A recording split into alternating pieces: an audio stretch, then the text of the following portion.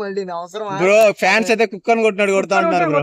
Fans కుక్కను కొట్టినట్లు కొట్టినా పర్లేదు, కుక్కలే వాళ్ళని కొడతాయన్నా పర్లేదు. ఎందుకంటే ఆబ్వియస్లీ కుక్కలు తప్పించి ఎవరు ఉండరు ఫ్యాన్స్ వాళ్ళకి వేరే ఇష్టం. చాలా మీ ఇన్స్టాగ్రామ్ వీడియోలలో చాలా మంది పంది పిల్లలు కామెంట్స్ పెడతారు. దాంట్లో మీరేమంటారు? నాకు కూడా హ్యాపీగా ఫీల్ అవుతుందని, ఎందుకంటే నా పిల్లలు నేనే చూసుకోలేను, ఎందుకంటే కొంచెం వెనక్కి వంగలేను అనమాట.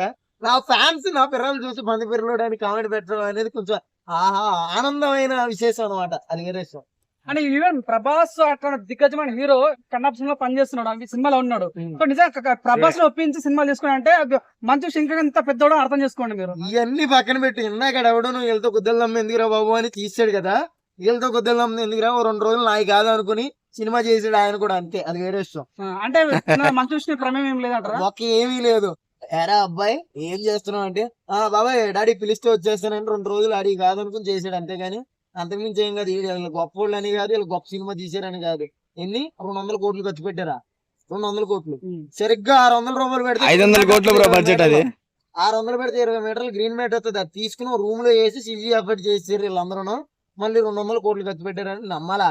దీని గురించి అంటారు మంచి విష్ణు ఫ్యాన్స్ లేరని, అర్థమైందా? అంటే మంచి విషయం చాలా మంది నేషనల్ ప్రెసిడెంట్స్ కూడా ఉన్నారు, వాళ్ళ మీద నిమ్మైన చాలా తీవ్రంగా ఖండిస్తున్నారు.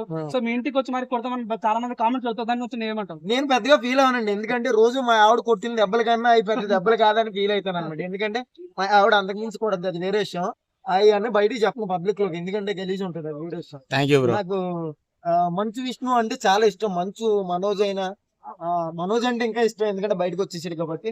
ఇంకా మోహన్ బాబు గారు అంటే సన్ ఆఫ్ ఇండియా, ఒక గొప్ప చిత్రమైన సినిమా తీసిన కాడి నుంచి ఆయన అంటే అలా మెట్టు దిగుతూ ఎక్కుతూ వెళ్తుంది అనమాట ఆయన రేంజ్. వదిలేసాం ఇంకా. Right, love you.